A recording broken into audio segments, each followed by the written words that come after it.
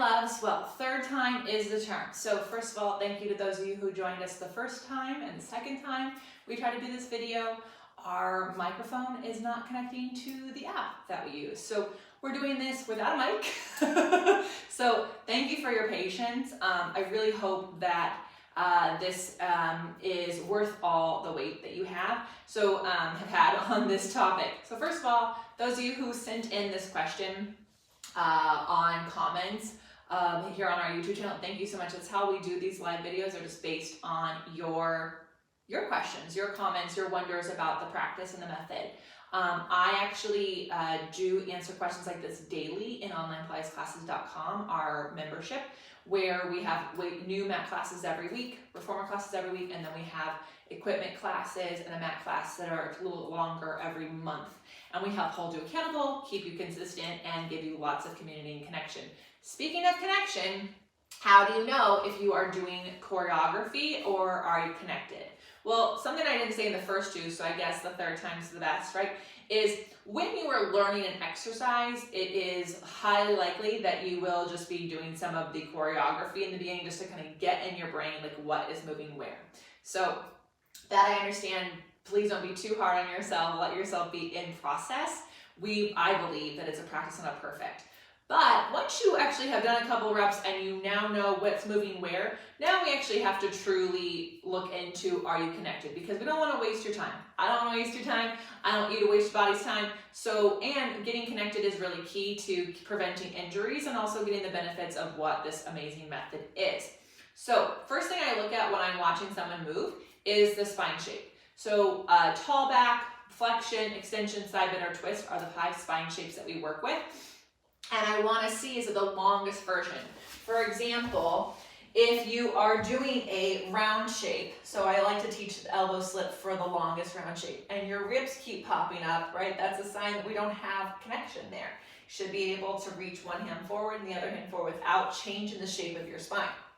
And this helps you do things like a round shape even from seated. So I can go from a tall back to a round back because I learned how to stay connected in that shape. A lot of people do round shapes like this. And yes, I look round, but nothing is connected anywhere and it feels heavy, right? When you are connected, it's hard, but it feels like that there's actually muscles working there.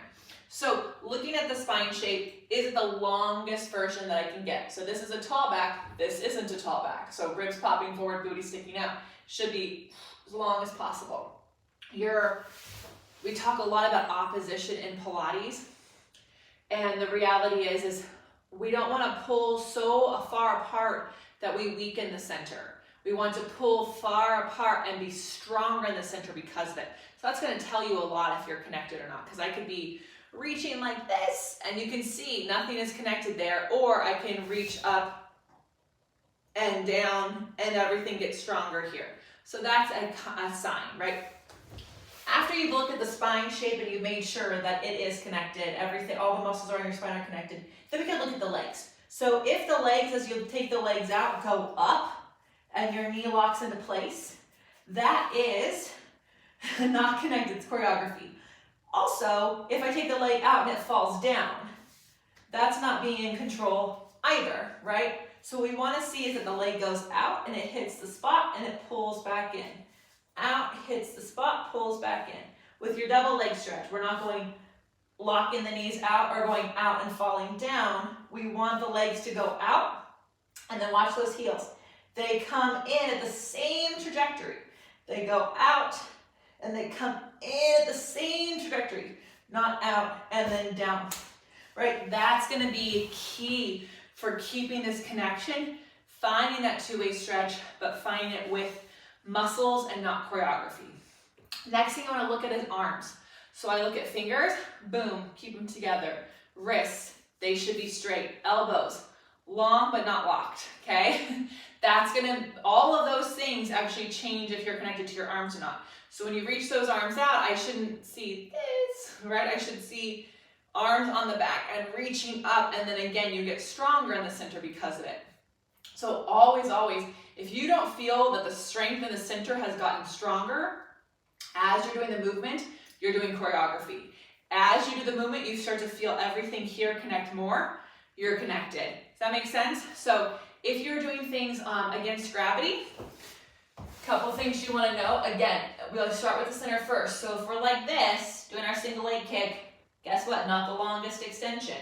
Pull your head into position, work your tailbone away from the crown of your head so it's the longest extension possible, and then work the muscles, right? So of course I could kick my butt, but as soon as I do that, did you notice how I bounced? I'm not strong enough in my center to kick that hard. So focus on always feeling like you're in control and not just flinging yourself around. That's gonna make a big difference. And again, those shoulders, if they're in the ear, it's not gonna work. Let me go into push-ups because I get a lot of questions on this. I tend to see a lot of people putting so much weight in the arms. The push-ups are a full body exercise. So how do you know if you're connected? First, make sure you're on the balls of your feet, okay? Hands underneath your shoulders. And then when you do a push-up, you should feel like you have weight in those feet, weight in your legs. So it's not just all up in the arms when I'm on my toes. Stay on the balls of your feet so you have something to stand on, okay? Essentially, the basics of every exercise are in some foundational moves. We really only have one exercise. We do 500 plus different ways. So really not letting those beginner, in air quotes, exercises fall by the wayside and find the strength in them. And that's gonna allow you to get upside down. It's gonna allow you to do twists, side bends, face gravity. Focus on what your tailbone to the crown of your head is doing first. It should feel stronger with the movement of the arms and legs, not more disconnected or like it's hanging out. And then make sure you're recruiting all of the muscles in your body, not just like, oh, this is an arm exercise, this is a leg exercise. That kind of spot training you can do at the gym.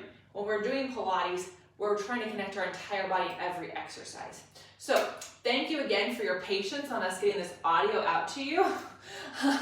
Next week, Brad and my team will be back in person to help me with these. It's been a little tricky the last few weeks, so thank you for that. If you are a big fan of getting tips, tools, getting someone to talk to you about your personal practice, how exercises are in your body, make sure